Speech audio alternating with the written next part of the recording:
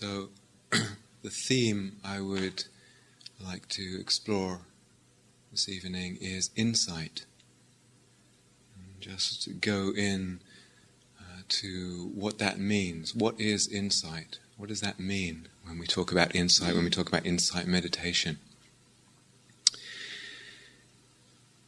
So very much what I want to do in this talk is give an overview, very much of an overview. So big picture.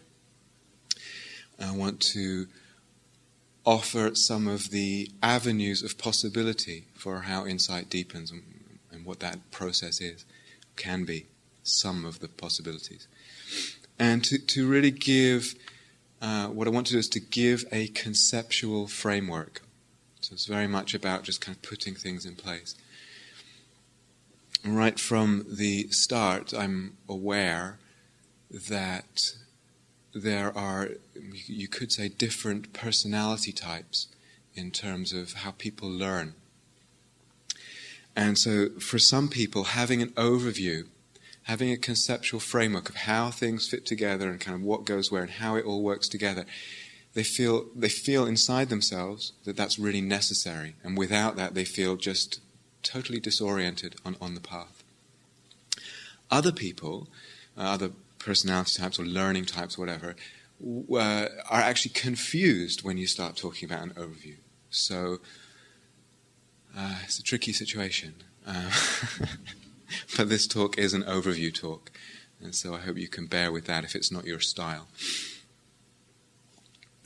I also want to cover a lot of territory tonight, so I've got about an hour. And I'm going to just go over it right from kind of the beginnings of the path, the most basic sort of ideas of the path, right kind of all the way to the end, to kind of the final kind of insights. And that too, I'm also aware again of personality types here and just kind of how people respond to that. But please do use this talk to kind of get your bearings, in a sense, and have a sense of where you're navigating. But I'm well aware that some of what I talk about towards the end of the talk will be, as I said, about the sort of deep end of the path, and as such will be not yet in the realm of probably most people's experience in this room. It is in the realm of some people's experience, I know that. And just what does the mind do when it hears that kind of stuff? Do we feel inspired? Do we feel daunted? Does the measuring, comparing mind come up? Which, oh God, I never get there. I'm hopeless. I can't do it. And we compare where we feel we are to whatever we're hearing about. So just to, as I'm talking tonight, just to please be aware of how you're listening, what you're bringing to the listening. Okay. Insight, this word insight. Very, very general kind of definition we could give is, what is insight? Any seeing or understanding that brings the dissolution or the dissolving or a decrease in suffering, in dissatisfaction, in dis-ease, in what we call dukkha. So any seeing or understanding that brings just some ease, some easing or completely dissolving of dukkha. That's what we call insight. Now that can happen intellectually, but if it's just intellectual understanding and it doesn't lead to this ease, this lessening of suffering, it doesn't actually count or qualify as an insight. So that applies. This, what is an insight, that which brings a lessening of suffering, applies to any situation and any experience whatsoever. Any situation, any experience, you can apply insight to. Insight is relevant. And the range is extreme, on one level we could say, from the most mundane, sort of everyday insights that don't even feel like they have a lot to do with meditation or whatever, to the most subtle and the most profound and whatever you want to say, transcendent.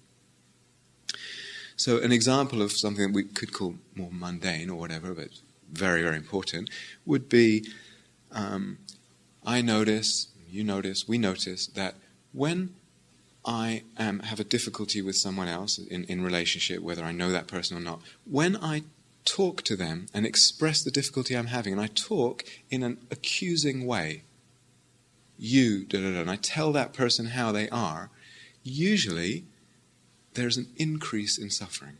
It doesn't usually help. Occasionally it might, but usually it doesn't help to talk to a person that way. Just pulling any old basic example out of the hat.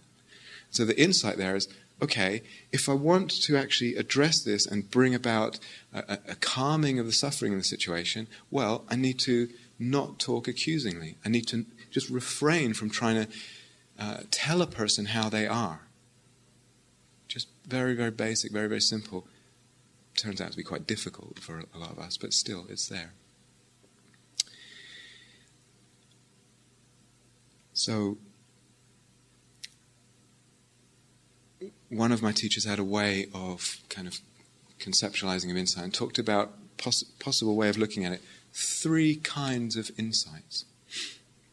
The personal, the universal, and the ultimate. So there's 3 kinds, and in a way they're separate, in a way they're not so separate.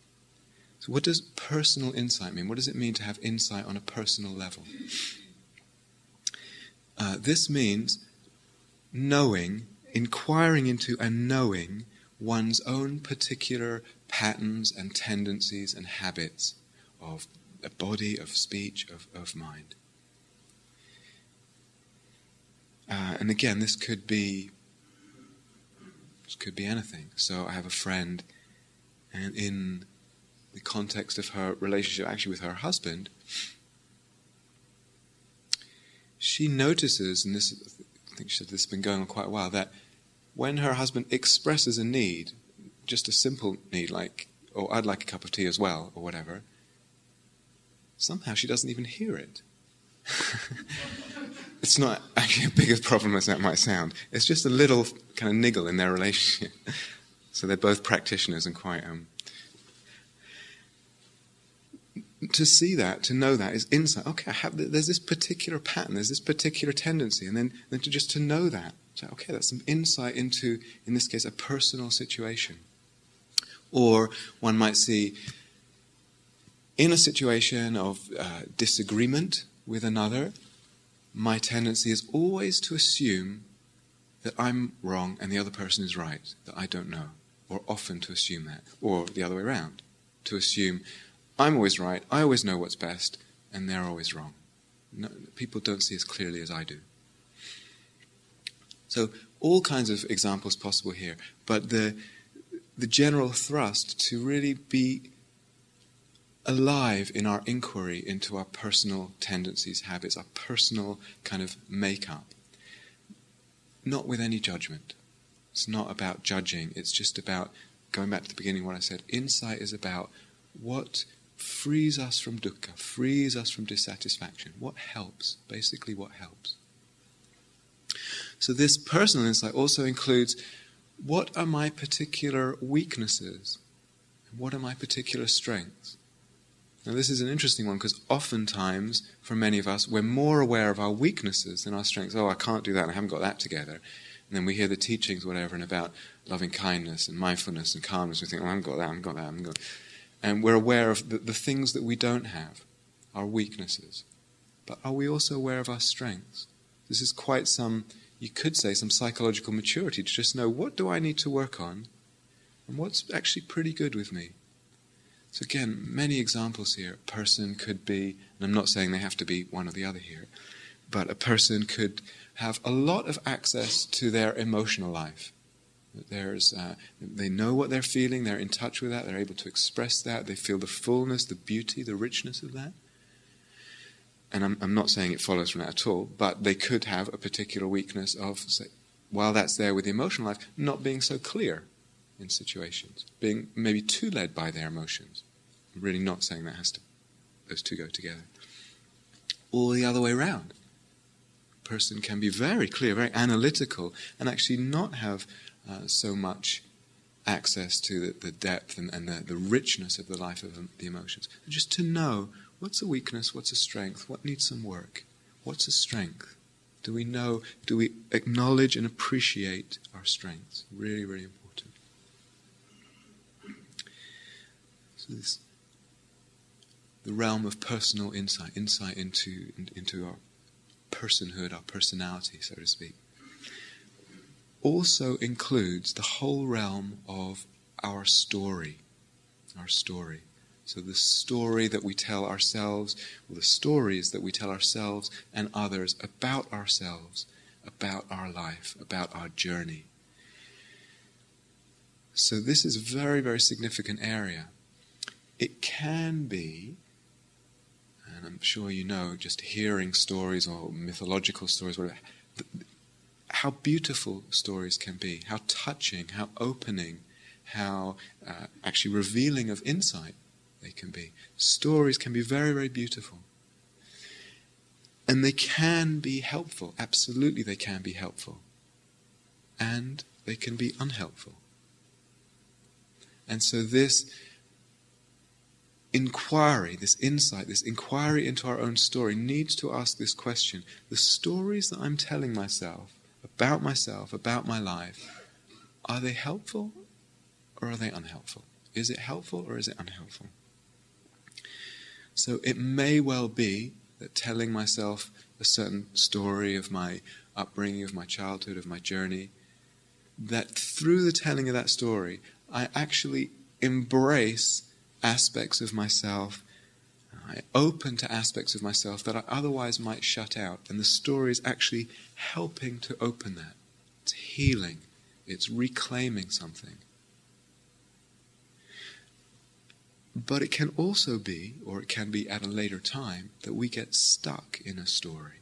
Stuck in telling ourselves a narrative or something about how we are, about where we've come from, etc. And we get stuck and over-identified with that. So this is a very difficult area.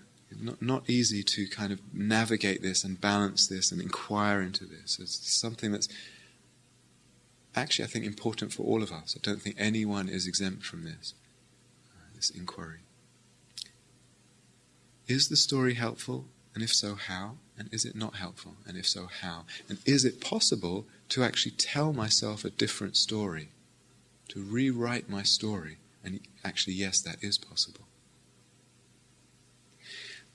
Any story we have of ourselves can never, even if it's very beautiful, even if it's very compelling, even if it seems completely obvious, it can never be the whole truth.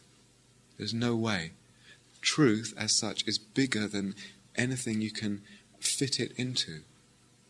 A story, helpful as it might be, can never be the whole truth. And there comes a time when, in a way, not that we get rid of a story necessarily, but in a way we know a freedom from our story, as well as being able to pick it up.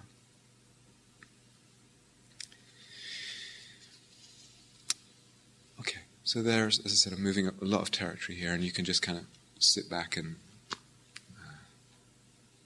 just hear about all this, really. The realm of personal insight, the realm of universal insights. So, what these are rather than things that are particularly true for me, my tendencies, my patterns, etc. These are universally true, true for all things and all beings. So, the most obvious example would be impermanence. It's just true for everyone and all things. It's a universal reality, you could say. So this is interesting.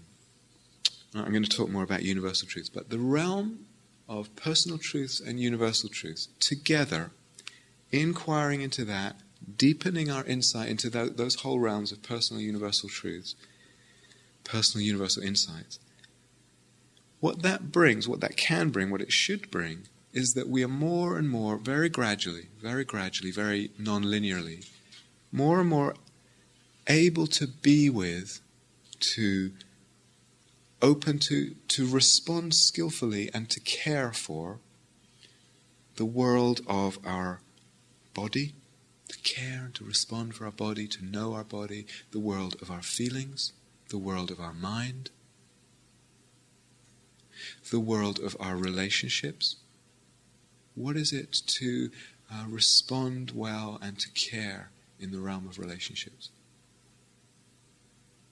Body, feeling, mind, relationships, the realm of our work, etc.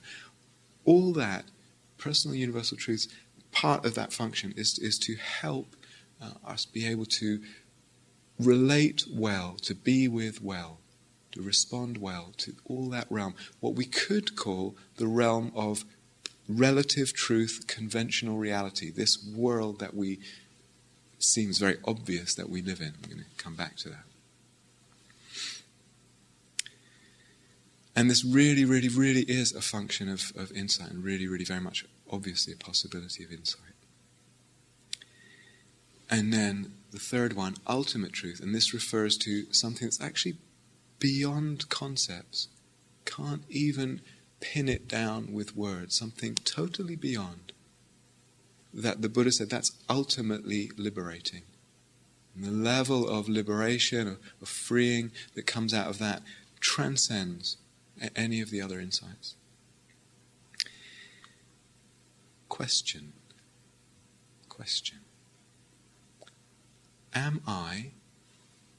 Are we, in our life, giving equal attention to so-called working with the relative and so-called opening to the ultimate? Are they equal for us? Do we actually give equal attention, equal care of inquiry into that? I think this is very interesting.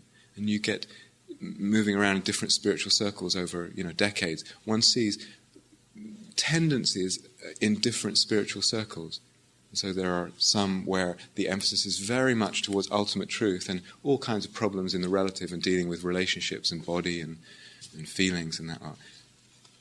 Other circles where it's almost exclusively concerned with the relative and kind of putting that, getting that right, healing that, putting it into place, getting it just so that we can be okay with it. Getting our relationship with the relative world okay, less problematic.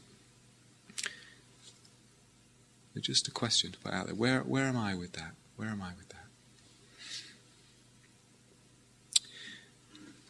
So a bit more about these universal insights. Another whole area of universal insight is something like, it's a good idea to meditate. Okay, very, very simple, and probably no one would be here if they at least didn't somewhat believe that. But that's actually an insight. There's something there, as simple as it sounds and so basic as it sounds. It's a good idea to meditate. It's a good idea to practice. Again, seeing that, understanding that, leads towards the dissolution of suffering. It's a good idea to take care of how we are with each other ethically, as Jake was talking very beautifully in the opening talk, to really care about that. This is a really, really good idea. This is an insight to really care what I put out into the world, the vibrations that I'm putting out there, what's reverberating in my wake.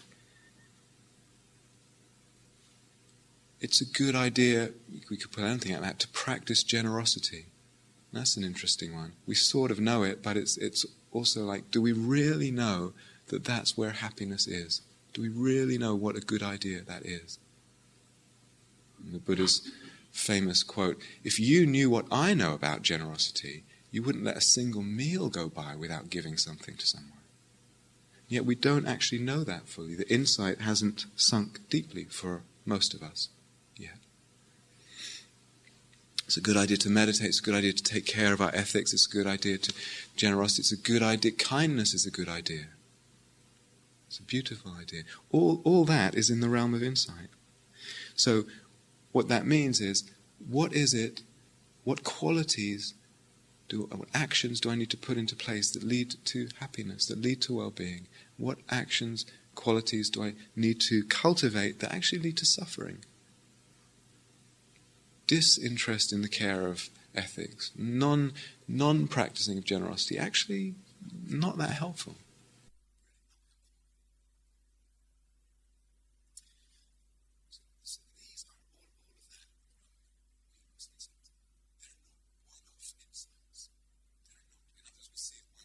that's that.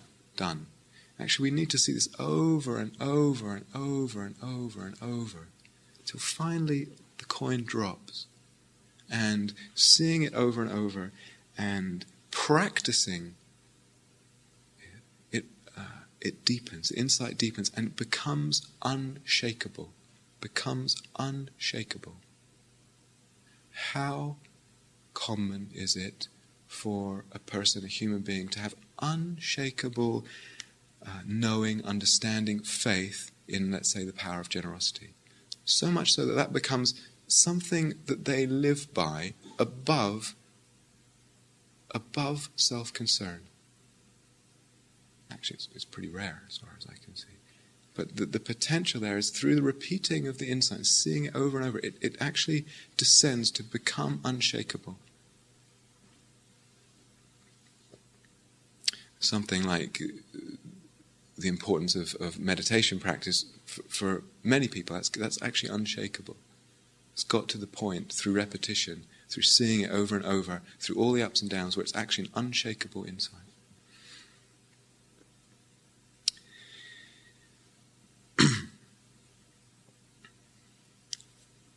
Okay, so I'm going to put this. We can talk in the process of the path, as we walk the path, wherever we are on the path, wherever we are, we can talk about insights arising. We say, I had an insight, or I got an insight, I got something. And so one very common approach to the path is just to cultivate the mindfulness, just to be steady in one's attention, to one's presence to the present moment, and just trust that mindfulness. And of course the mind goes, and we bring it back, and it goes, and we bring it back. Something can potentially happen through just devoting oneself to mindfulness, to presence, to being here fully. And in the climate of that mindfulness, even if it doesn't feel like great mindfulness, perfect mindfulness, whatever that is, even if it doesn't feel like that, some insight, again, over the whole range, could be very, very simple to do with anything, mundane, whatever. An insight arises. More traditionally, the Buddha talks about taking care of the foundation for insight through taking care of our ethics and taking care actually of our calmness, really deepening in our calmness and our collectedness of mind, our samadhi. And those two, the ethics and the samadhi, give rise. It's like they're the perfect soil and insights arise. So we can say insights arising, and then another mode, which is what I would call using insights or consolidating insights. I'm trying to explain what I mean by this. Sometimes in our practice, whether on retreat or off retreat, we see something. You don't see microphones. We see something. Could be anything. I see the importance to imbue my communications with kindness. I see the importance of letting go of judgmentalism, whatever it is.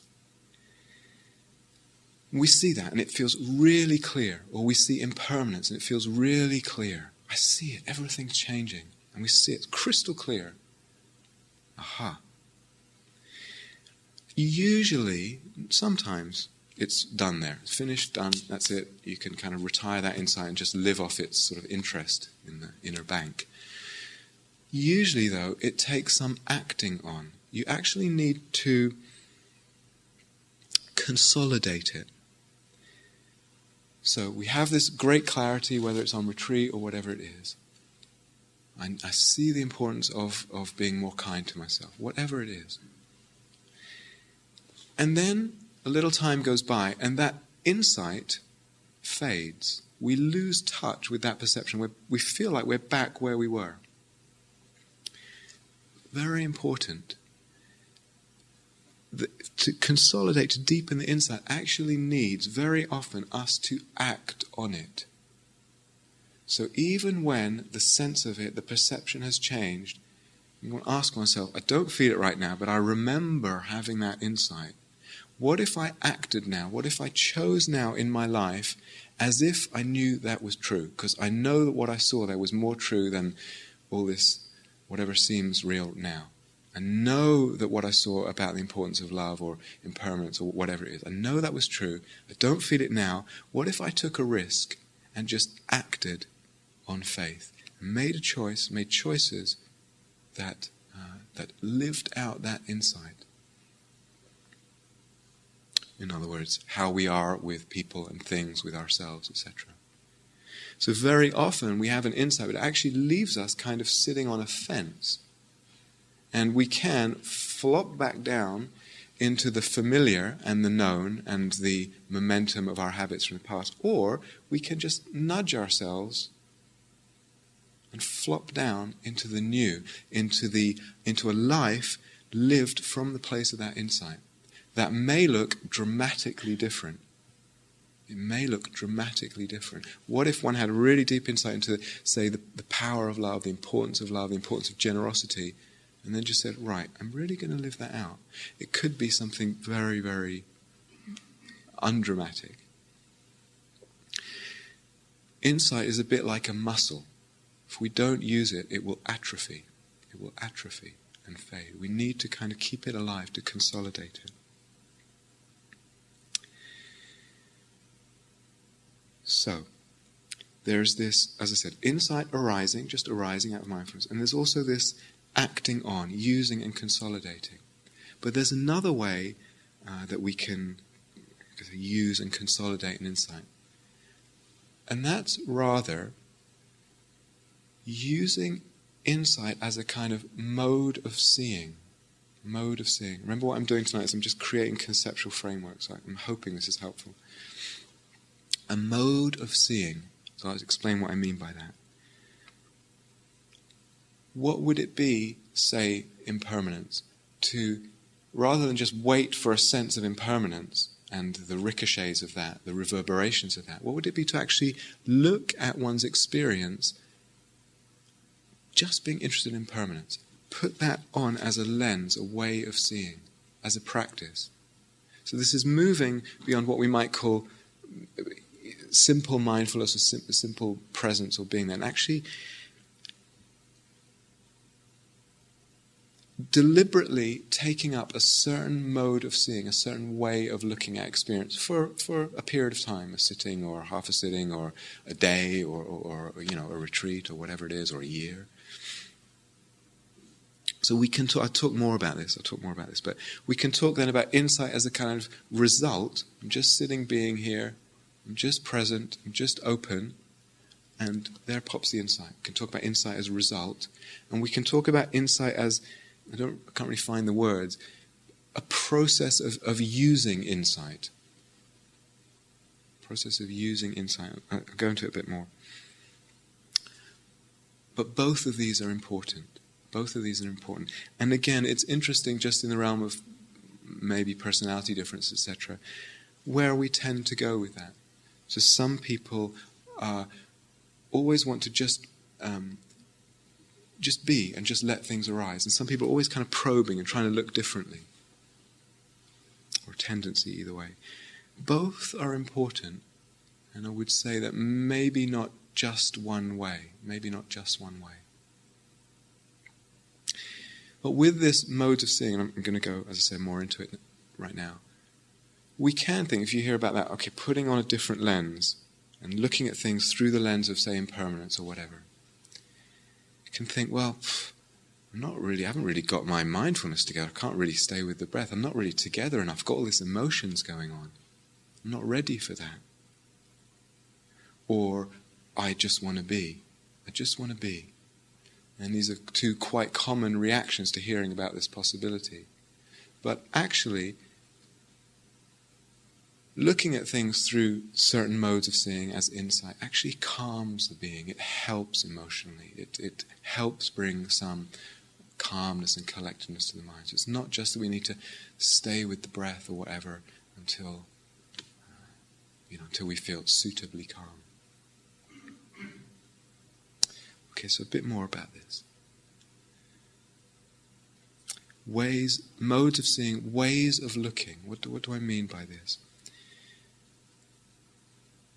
One of the sort of most fundamental ways the Buddha framed his teaching was in terms of the Four Noble Truths, which I'm sure many of you have heard. There is dukkha, there is suffering, dis-ease, dissatisfaction. There is dukkha. There is the causes and conditions of dukkha. There is the possibility for the ending, for the cessation of dukkha, of dis-ease, of dissatisfaction. It's possible for that to end. And there is the path leading to it. So in a way that's a summary of the whole path, but you can also pick it up as a kind of shorthand version of the Four Noble Truths. What that means is, whenever there's any dissatisfaction at all, any dis-ease, any discomfort, any dukkha, basically, any suffering, any at all, you can ask oneself a question. How am I contributing to this suffering? How am I perhaps even sustaining it? So at first that might sound like an odd question, because some sufferings that we're in, this has nothing to do with me. I'm an innocent victim of this illness, of this situation, of this political situation, whatever it is. And it's not to ignore the importance of all that. But it's a safe assumption that until we're completely awakened, whenever there's dukkha, whenever there's even the most subtlest dis-ease, discomfort, that the unawakened mind does something, or some things, to add to it, unnecessarily. It's actually compounding dukkha, compounding dissatisfaction. So, again, whole range of examples, but one that's, something like grumbling. So we're in a situation, we're annoyed with someone or something. Dharmically speaking, we have two options, really. One is, can I find a way of working with this that actually I let go? The situation remains and I just let go. I've let go inside. Or, can I do something to address the situation? Can I bring a wisdom, a skillfulness of communication, a care of communication to this person that I'm upset with? And can I solve the situation that way, or do something, make some changes in the world that are skillful and appropriate? So either I let go or I do something. Unfortunately, oftentimes we find ourselves just neither this nor that, and just sitting there kind of grumbling to people who, sort of willing to hear. Grumbling is not helpful. It's actually leading to more suffering. It's a very obvious example in a way, a crass example, but it's important to see this. What am I doing that's actually compounding suffering? It's adding a layer of unnecessary suffering there. Again, the story that I'm telling myself about this situation, about myself, whatever, is that increasing the suffering in some way? Is that increasing the sense of dissatisfaction? The way I'm seeing it, the way I'm reacting to it. If I have a headache, a knee ache, and I react to it with aversion, I react to it with, I just want to get rid of it, pushing it away. Am I increasing the suffering? Yes. Now sometimes, as I'm sure you'll recognize as I just said that, sometimes we know we're doing this stuff. We actually know. And yet we know that we're grumbling and it's not helping. It's not that deep an insight to say that. But somehow we just keep doing it. And this is the interesting thing about insight. What is it that's going to make the change? So and there's no judgment in this question, because as I said, until one is completely awakened, you can pretty much safely assume that the mind will be adding something to a situation that feels difficult, adding some unnecessary suffering to it. Guaranteed. Some of it is going to be pretty gross and fairly easy to uncover. Others is extremely subtle. So to the most subtle kind of intentions and conceptions, delusions of awareness.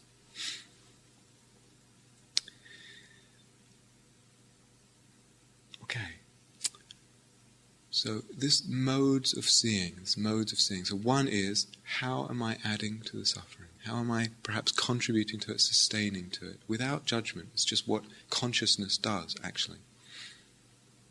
When the Buddha talked about 3 modes of seeing in particular that we can practice deliberately, and they call the 3 characteristics, So they are impermanence, dukkha, unsatisfactoriness, and what's called anatta, not self. I'll just say a little bit about these.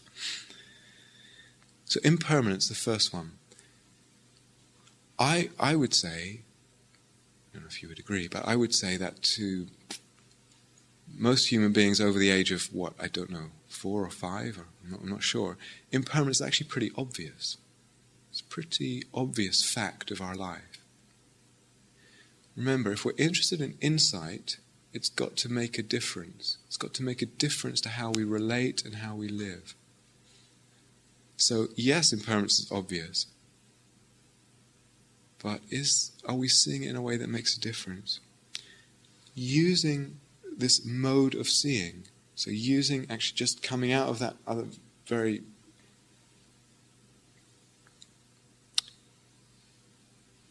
lovely mode of just being mindful. Very, very, maybe skipped over that too quickly. Something very beautiful, very precious and extremely important about just giving attention, just coming back, just being here, just being mindful and devoting oneself to that. A real preciousness and beauty in that way of being, way of practicing, and trusting that out of that the insights will come. So I really want to stress that. But what would it be if we picked up impermanence instead of waiting for the insight into impermanence? Aha, I've been mindful and now I notice things are impermanent. What would it be to actually take up impermanence as a lens, so that one's being mindful, but all I'm interested in is noticing impermanence. All I care about in this sitting, in this day, in this next 3 months, all I care about is noticing impermanence. Can be very powerful. Impermanence, there's many ways of working with it. So oftentimes what gets stressed is very, very microscopic noticing of impermanence. Moment to moment to moment. Just seeing change, very, very fast. Or one can just go through one's day, and you can do that here. So here's an invitation. What would it be to get up tomorrow morning, just say, this day, I'm really going to focus in on change. You take up the Buddha's words, you take up your theme. And one sees the change in the visual forms. Look, visual form changing. It's just changing. All through the day, changing visual form. All through the day, changing emotional climate. All through the day. Do I go to bed in the same mood as I got up? Does it stay the same all day? All through the day, changing body sensations. Changing sounds. Right now, the sounds are changing. Just going through and just focusing on impermanence, so that the fact of impermanence begins to impress itself deeply, deeply on the consciousness. And we begin more and more to be able to live that way. But also because if you try this against an invitation at some point in your path, if you try this, you will see that contemplating that way should bring a letting go, should bring an ease, should bring a sense of freedom and joy. If we contemplate impermanence in the right way, it brings joy. So you're actually using it in the moment as a way of feeling into freedom, of opening up into freedom. It's a way of seeing, a way of looking. And of course there's the reflection on death. All this now is in the context of our death. We are born at a certain date, we die at a certain date. Can we see this moment in that context? It doesn't have to be morbid, can actually liberate a lot of freedom, a lot of joy, a lot of love. So sometimes, and particularly with the impermanence contemplation, you read in the commentaries, not actually originally what the Buddha said, but you read in the commentaries that if one contemplates impermanence, one will start getting really freaked out and really upset and really agitated and disgusted with life and horrified and very afraid, etc., etc., etc. I don't think that's how insight works. I think, going back to right what I said at the beginning, the mark of insight is that it brings a sense of freedom, brings a sense of joy. So I'm talking about modes of seeing that we can pick up and use that lead to a sense of freedom. If they lead to a sense of agitation or confusion existentially or all the rest of it, torment, wrong. Put it away. Do something else. So if we contemplate impermanence, to ask oneself, am I contemplating it in a way that's actually helpful, that's leading to freedom, to that sense? Okay, so there's impermanence as the first characteristic, the first mode of seeing. The second one is what's called dukkha, this unsatisfactoriness of things. And all this can sound very depressing. Again, really, really want to stress. They lead to freedom. If we pick them up, if we use them in the right way, they lead to joy, peace, freedom, etc. If things are impermanent, if things are always changing, they cannot give us lasting satisfaction. And so one can, again, put on a mode of seeing for a sitting, a day, a month, a year. What if I saw everything as unsatisfactory? Just things come into consciousness, any experience, anything at all, just regard it as unsatisfactory. It's not a loathing or an aversion. Just saying, it can't satisfy me. What happens is there's a letting go. There's a letting go.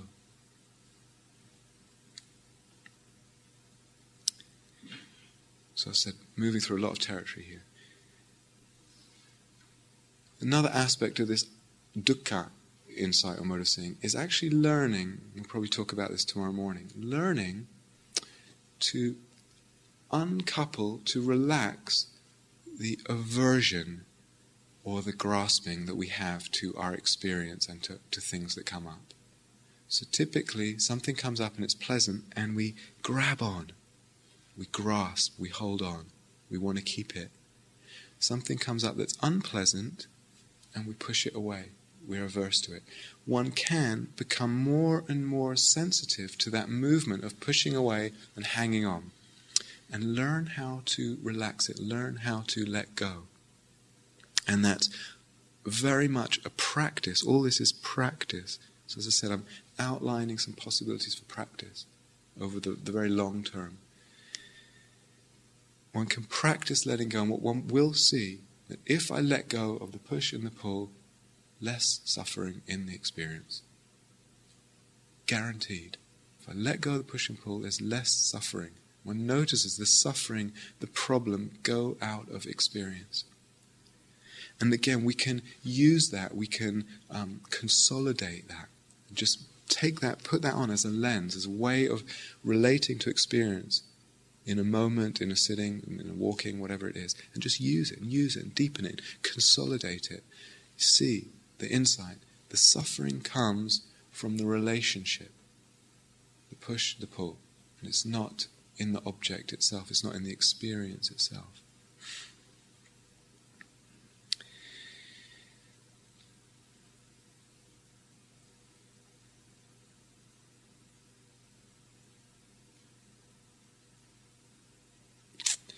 Third one is this not self. So again, I'm really not going to go into this in a big way, but just to say that's also a mode of seeing. And with practice, there's the possibility of, instead of identifying with everything that comes up, identify with my body sensations, identify with my emotions, they're me or they're mine, identify with my thoughts, they're me or they're mine. One learns to practice letting go of identification. Regarding things as not self. And again, it's a lens that one puts on. It's not self, it's not me, not mine. And in that, there's a letting go, very beautiful letting go. It's not at all about disconnection or disassociation or numbing out or anything like that. It's practicing a mode of seeing, a certain lens. Everything that comes up can be practiced with that way.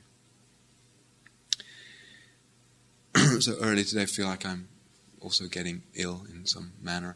There was a headache and I was sitting, and this goes back to this push and pull thing. I just want to drop this in there as a little tidbit. What happens, the headache comes up, natural, or you could say normal reaction of consciousness is to want to push it away. I want to get rid of this headache, quite intense.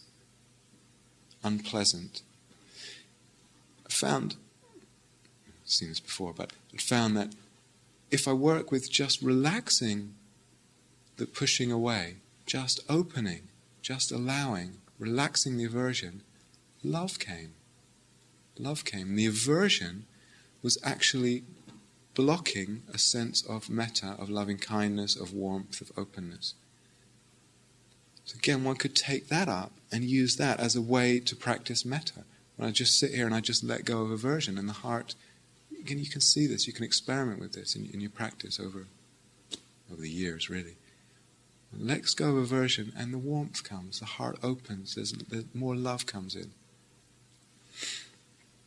So all these three characteristics, we see if we practice them as modes of seeing, they absolutely lead to a sense of less suffering. The suffering just drains out. That's really, really important to see the skillfulness of seeing that way, to develop the skill of seeing that way. But something else happens. And it's actually quite significant as we go now talking about the sort of very deep end of the path, just as I said, just to give you a sense, an overview. If one keeps practicing with these modes of seeing, letting go of the push and pull, letting go of seeing impermanence over and over, regarding things as not self,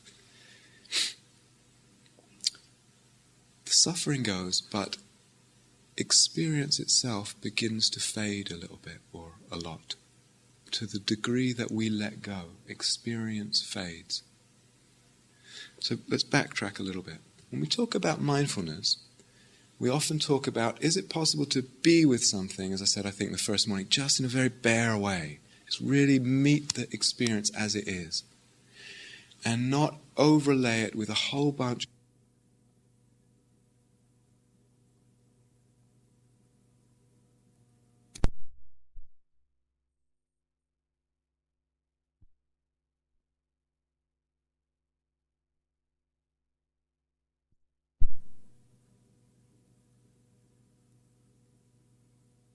practice doing that, just being present, just being mindful, letting go of papancha, letting go of this proliferation, this tendency to sort of get over-entangled and blow things up. The more we can just meet things with a very, very simple, basic, beautiful mindfulness, just there, what we find, and this is a very common experience, as many of you will know and others will probably discover as the days go by, what we find is our experience begins to brighten. So literally people say, the grass seems more green, the sky seems more blue, I'm just hearing more clearly, I'm seeing more clearly. There's a kind of radiance that begins to come into one's experience, the more that we're able to meet it in a very direct, very simple, bare way, mindfulness and bare attention. And it can be that through that, and we keep deepening that mindfulness, we're actually letting go of anything else. And there's just this sense of this moment, the beauty, the exquisite beauty of this moment. Just the now. And it even seems to be sparkling, like the sense of now, the sense of the moment was sparkling there. It's a very lovely aspect of the path that's available to us. And there's a real intimacy with experience, an intimacy with life. It's very much a fruit of this simple mindfulness and letting go of papancha, letting go of proliferation of story and all that. But it can be then that we feel like this moment and that radiance, immanence of things is the reality, is the absolute truth of things. The only real thing. We hear this word suchness, and it's come to actually mean something which it didn't originally mean. Suchness is just the way it exactly is in this moment, without my layers of papancha and preconceptions. Not actually what it quite means. So there's something very, very beautiful here in just coming very simply, very directly, very nakedly with the mindfulness. Beautiful, beautiful aspect of being mindful. But don't stop there. Don't stop there. if we keep letting go, again I'm talking about the deep end of the path now, if we keep letting go, keep learning to let go through these ways of seeing that I'm talking about, we find that here I was just being there and the experience was getting more and more bright, more and more there, more and more present, more and more radiant. But if I keep letting go, it actually begins to fade. Experience itself begins to blur and dissolve and fade and become less prominent in consciousness. Something very, very interesting happening here. So the Buddha once said to practitioners, be someone who tears down the aggregates. So the aggregates means the body, the emotions, the mind, consciousness, the feeling life, thoughts, etc. Be someone who tears that all down. And that sounds really destructive. What does it mean to tear that down? To be someone who tears that down. Those exact words, tear it down. But if we do that, if we follow this way, this mode of seeing, eventually all that in the realm of experience begins to, in a way, fade more and more and more, to the degree that we are able to let go in these ways. And we move, you could say, on one level, we move towards knowing what is unfabricated, unborn. The Buddha says, beautiful quote, where all phenomena cease, and there's this complete fading, where all phenomena cease, all ways of speaking cease. Where all phenomena cease, when there's been this complete fading, all ways of speaking cease. This is, I'm talking about very, very deep end of the path now, but this is an interesting one. How does the heart respond to that? Oftentimes our sense of practice and life is very much, of course, to do with all this. What would it be to tear that down? How does that sound? It goes beyond our sense of actually what life is. So we could spend a whole Dharma talk on that one, I'm not going to.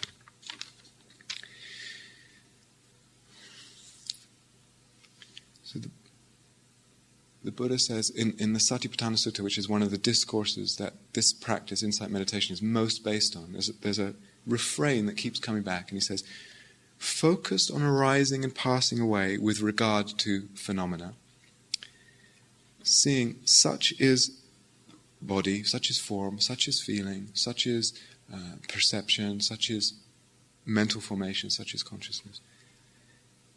Such is its origination and such is its dissolution. It's a strange language. What it really means is see how it comes up and how it fades. It's not pointing to only noticing that it's impermanent. As I said, actually that's fairly obvious on one level. It's pointing to seeing this. The more I cling in any way, the more prominent experience is in consciousness. I begin to understand how things arise and how they fade. He said that if you follow that line of inquiry, that line of insight, it leads to complete liberation. So what one sees is that the more entanglement, the more the push and pull, the more the fighting with experience, the more prominent that experience is. You can see this when there's a lot of story, a lot of entanglement, how big that thing seems in consciousness, whatever it is. Let go a little bit, and there's the thing fades. So for example, a pain in the knee, you can see it. Or letting go of suffering, letting go of identification actually leads to a fading of the experience. The more that's there, the more clinging is there, the more the experience is there. Less it's there, less experience is there. This is completely counterintuitive. Totally and utterly counterintuitive. We tend to believe in a world that's out there that exists independent of how I relate to it or look at it. One could ask, okay, so I see, the more I push and pull, the more entangled I am, the more prominent the world appears. And the less. And as it gets less and less prominent the world appears. And when there's no pushing, pulling at all, no experience arises. And one might ask, well, which amount of pushing and pulling reveals the real way the world is? can't actually find it. The Buddha said the nature of things is that they dependently arise.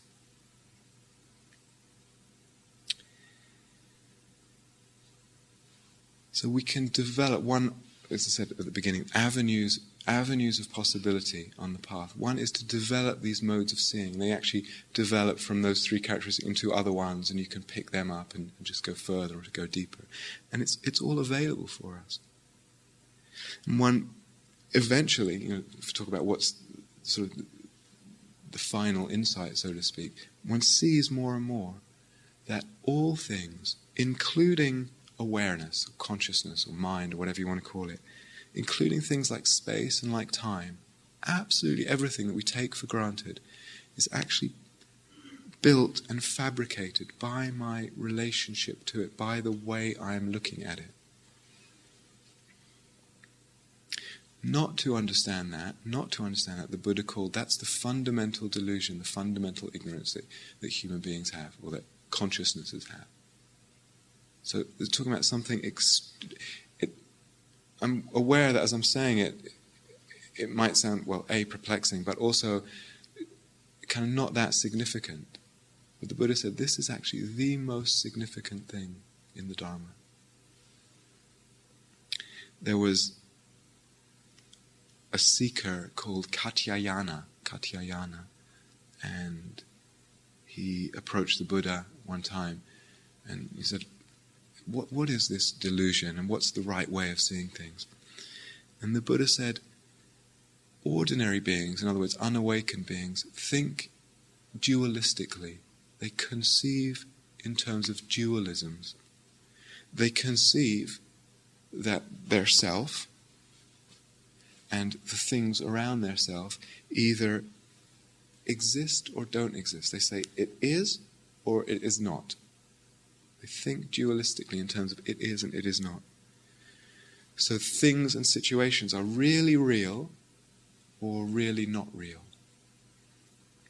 Because of that, there's clinging. Because of that fundamental delusion, there's clinging. And then there's suffering. It's out of that there's suffering. And the whole realm of dis-ease, dissatisfaction, the whole realm of what's called samsara. But he said, for those with insight into how, stressing that word, how phenomena arise, to how they sustain, and to how they cease, that is this dependent arising I'm talking about, there is no is, and there is no is not. He said, the quote from the Buddha, that things exist, O Katyayana, is one extreme. That they do not exist is another. But I accept neither is nor is not, and I declare the truth from the middle position.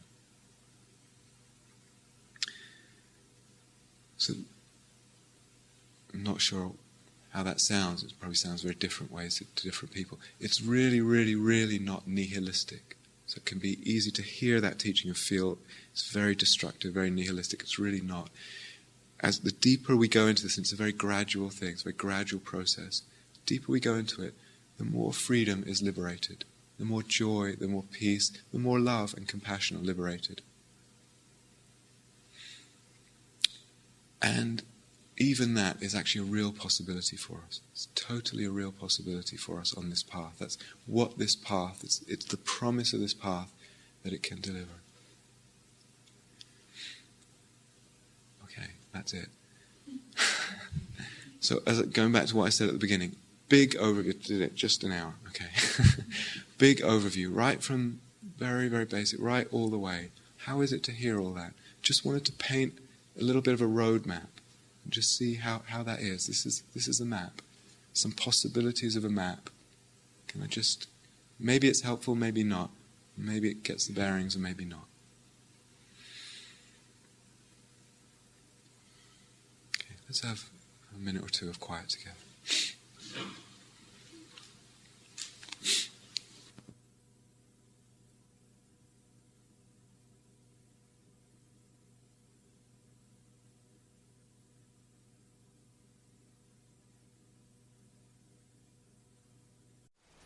Thank you for listening.